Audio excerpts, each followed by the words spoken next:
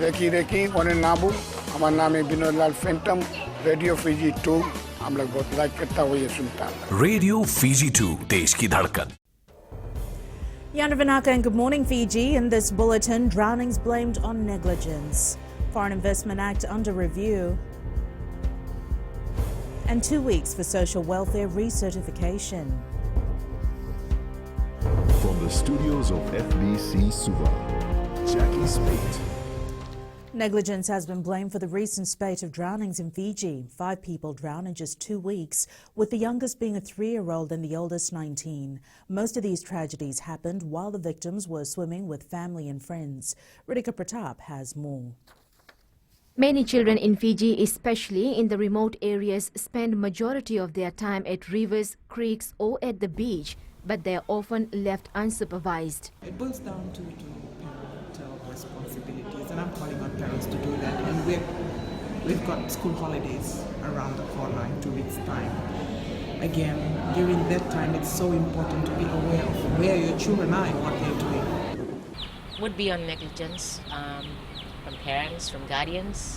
With the pool incident, that too as well, we ought to start questioning facilities on their pool attendance of lifeguards and the qualifications that they have as well, and more importantly is the step-by-step process on what you do to save a person.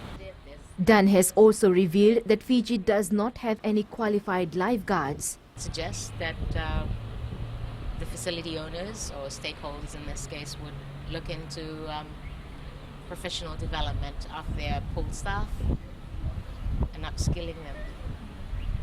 Fiji Swimming suggests classes should be made available for the young and adults both. It's always good to have rules, regulations and policies that everyone's jumping up and down about, passing them and signing them off, put them in place. But the hardest things about all this is actually enforcing it and actually policing it. And I think that's the downfall of having rules and regulations. The drowning toll stands at 28 compared to 24 for the same period last year. Ritika Pratap, FBC News. The rapid change in global trade and investment has prompted the government to review the Foreign Investment Act 1999. Trade Minister Fayaz Koya says a review committee is consulting relevant stakeholders and the final report is expected soon. He adds the new act will streamline processes and remove distinctions between domestic and foreign investments. He also states the legislative reform is aligned with the government goal of transitioning Investment Fiji purely into an investment promotion agency.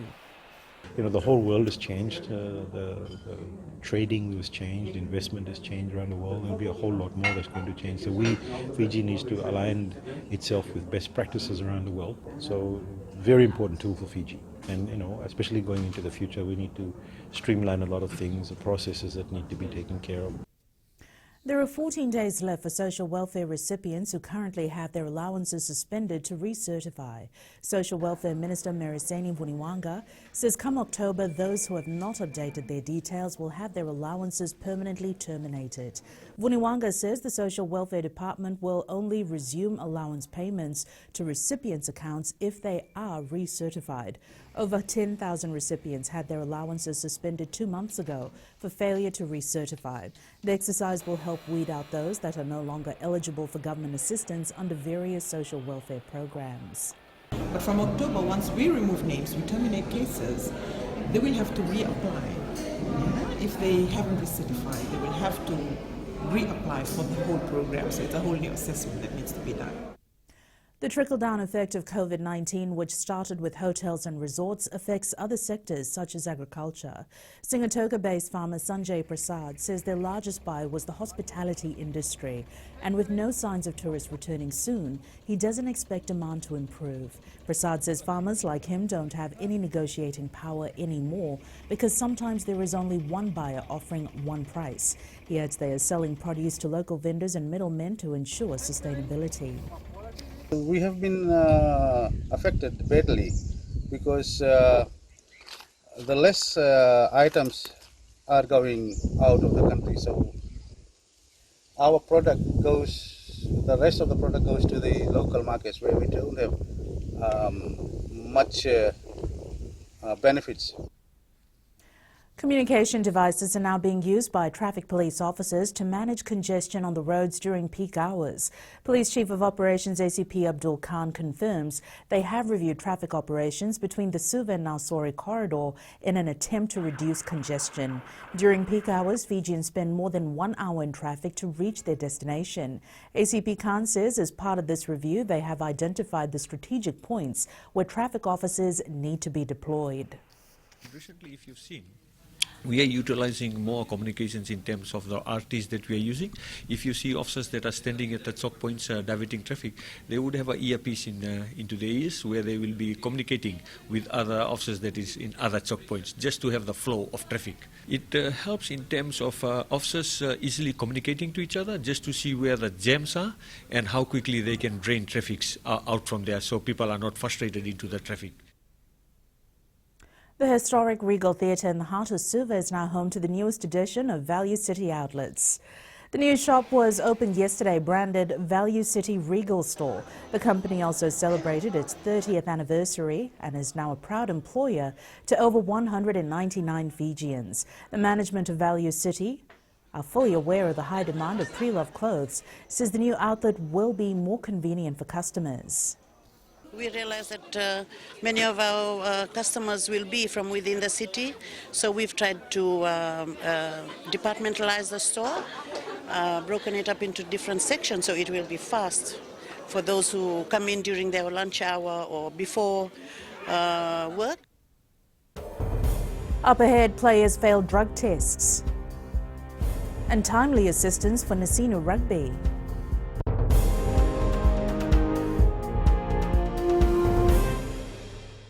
Hi, Bula. I'm Selai from Nandi.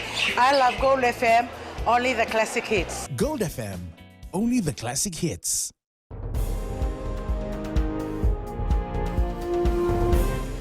Two players have tested positive for the use of drugs in the Vodafone Premier League. Fiji Football Association Chief Executive Mohammed Yusuf confirmed that of the 24 tests conducted during the VPL matches held last week, 2 came out positive. The players who tested positive in the previous round were first-time offenders and have been fined $200 each with a ban of 3 months from any Fiji FA-related tournaments. Yusuf says they are in discussion with the players' districts on the necessary actions to be taken. We did 24 tests out of these total of 6 matches, 4 matches, 1 senior, 3 it's Premier Division, and unfortunately 2 positives. So the process is on the way to notify them and have the suspension and all that. The Nasinu Rugby Union is proud that some players who played for them have gone overseas while others have joined Skipper Cup teams this year. Former Flying Fijians prop and Nasinu Rugby President Paulam Biu says it's quite pleasing to see these players who have come through their system moving on in their careers. Biu adds one of the many reasons for Nasinu's success since the union was revived in 2015 is the financial support of Ramsamy Fiji Limited. NRU and Ramsamy yesterday signed a new 5-year partnership renewal worth $120,000. The contribution of the Ramsamy company providing financial support to the union that we managed to have a good competition and we have increased our competition from 1 since we revived in 2015. As now we have, as this season we have 2 competition.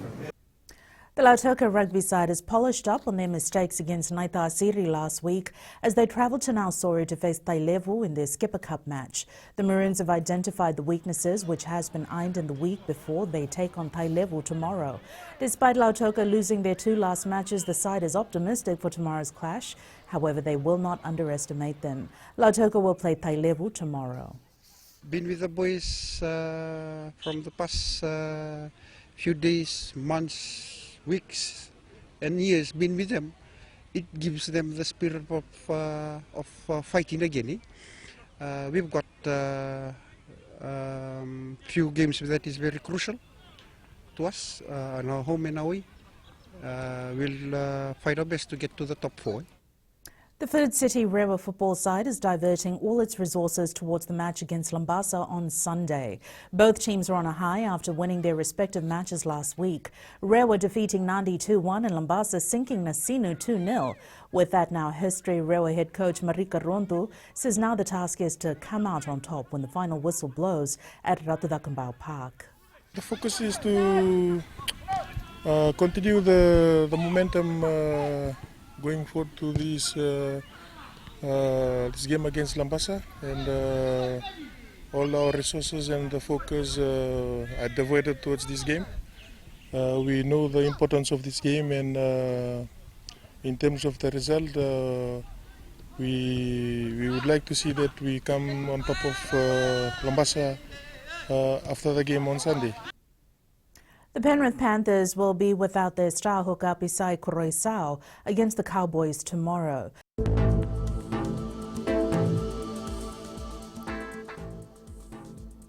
Quick look at the weather map for today. It is Thursday, the 17th of September, a step closer to the weekend. An intensifying high-pressure system to the southwest of Fiji directs a fresh to strong southeast wind flow over the group. The high-pressure system is moving east and is expected to generate and direct heavy swells over the southwest waters of the Fiji group from later tomorrow. And that is your FBC Morning News. Join us at 1 p.m. and 7 p.m. for our major bulletin. Remember, in times of crisis, you need factual news that you can trust. Stop believing fake news about the COVID-19 on social media.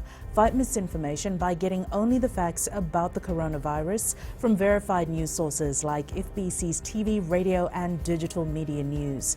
www.fbcnews.com.fj. Keeping Fijians connected with the truth.